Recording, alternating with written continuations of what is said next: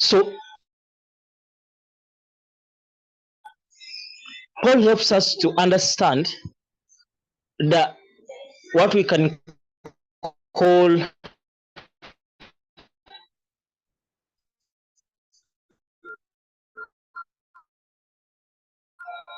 the weight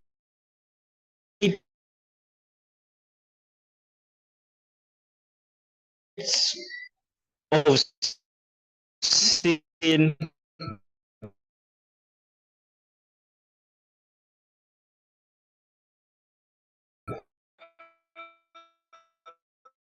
what we can refer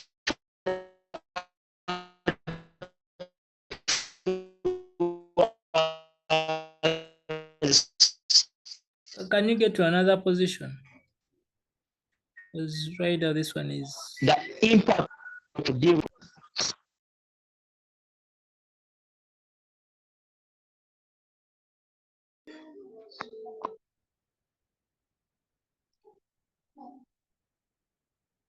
Yes, so as I was saying, that Apostle Paul introduces us to what I can say the weight of sin, the extent of sin, the seriousness and the bondage of sin in its full measure, and how we should see it. In a different episodes, he writes, he sheds for us a light to see this devastating bondage of every person. I want us to just understand this bondage is so real in the life of every individual until one becomes born again by the power of the Holy Spirit. That's when things now start to change and take a different turn. Otherwise, all human beings since Adam are in this devastating state. The first we are going to look at is in Romans chapter 5 and verses 10. That we are God's enemies. We are God's enemies. Every human being who is not regenerated, I'm using that word, I'll explain in the next few slides or episodes what this word means, regenerated. But every person who is born again, and indeed born again,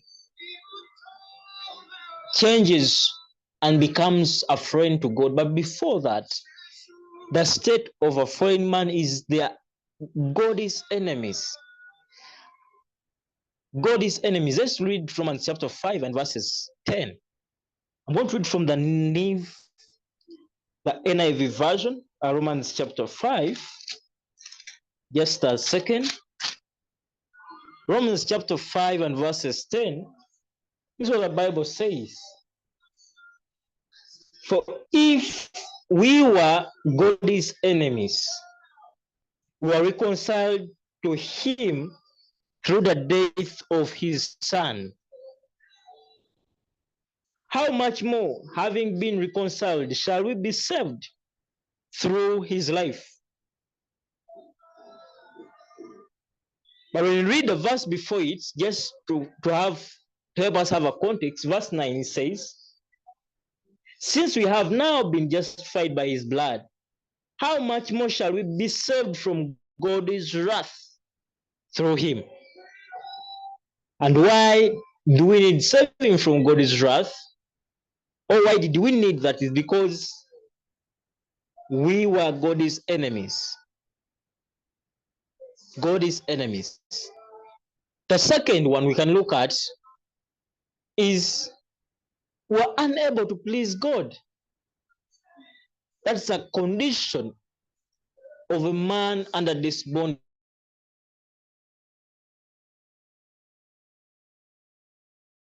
Read 8. Let me open Romans 8 verse 8 also. This is what the Bible says. Those controlled by the sinful nature cannot please God. Those controlled by the sinful nature cannot please God. And again, if you read the verses before this or after this, you pick the context, they are talking about sin and its grievous impact on human being. It's nothing that man could ever do and bring a smile on God's face and make God be proud of them. But you could never, and I could never do anything and make God pleased. We are enemies with God, that's one. At the same time, this is an enemy who can never do anything, and God is happy about it, and God is delighted in it. When you look at the other, is we are enslaved to sin. Enslaved to sin. That's Romans 6, verses 6. Romans chapter 6 and verses 6. This is what the Bible says. For we know that our old self was crucified with him, so that the body of sin might be done away with, that we should no longer be slaves to sin. That we should no longer be slaves to sin. When you read other versions of the Bible, you realize there's some emphasis put most especially in the Amplified Version. For the sake of time, I'm just going to read this that is so straightforward. A fallen man, a man who is not regenerated, a person who is not born again, is enslaved to sin.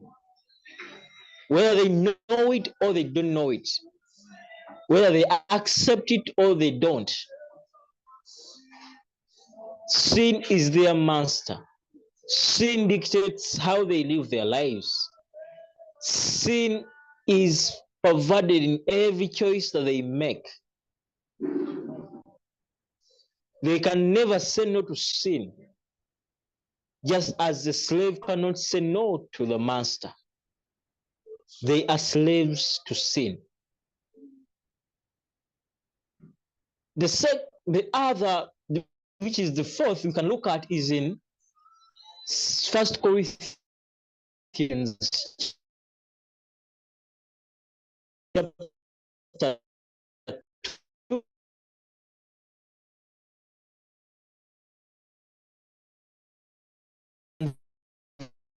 verses 14. The different when we read 1 Corinthians chapter 2, 14, what we see there is we are unable to grasp the spiritual truths. No fallen man under the bondage of sin is able to understand the things of God and things related to God. Leave alone depth of revelation. Even the best to them is unreasonable. They don't understand, they can't grasp it, they can't relate with it. It's noise to them, it's disturbance to them, it's meaningless to them. Unable to grasp spiritual truths. 1 Corinthians chapter 2, verse 14. This is what the Bible says.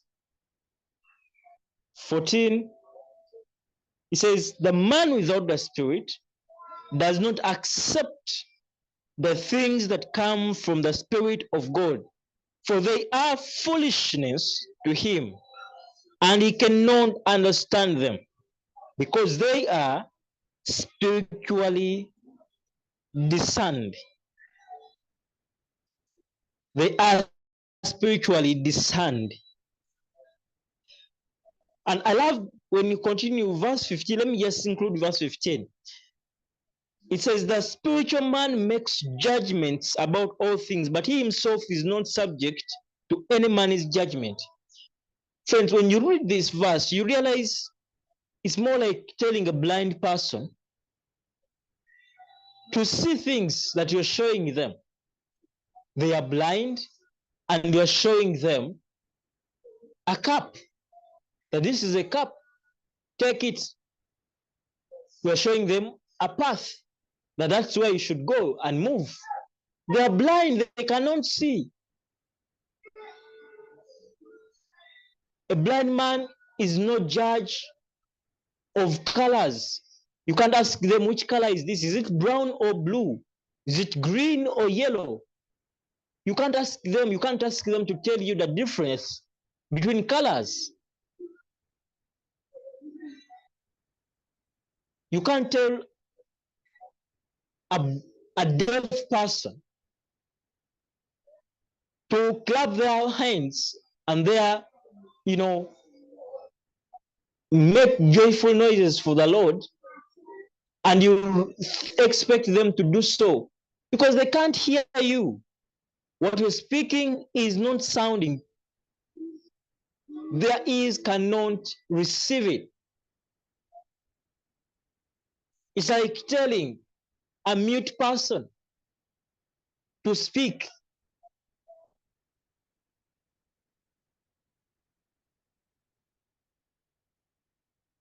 That's how an unregenerate person is, a fallen individual. When you talk about fallen, you're talking about men who are not yet saved. They are unable to grasp spiritual truths. When you preach the gospel, it is as meaningless as speaking to a baby words that you can only speak to a mature elderly person. To them, it is foolishness. The fifth is we are rebellious against God. Rebellious against God. We can find this in Romans chapter 8 and verses 7. Let's just go back to Romans 8:7. Romans 8:7 says, the sinful mind, thank you, Derek, the sinful mind, let me read it again. Verse 7, the sinful mind is hostile to God. It does not submit to God's law, nor can it do so. I repeat, the sinful mind is hostile to God, rebellious to God. In other words, it does not submit to God's law, nor can it do so.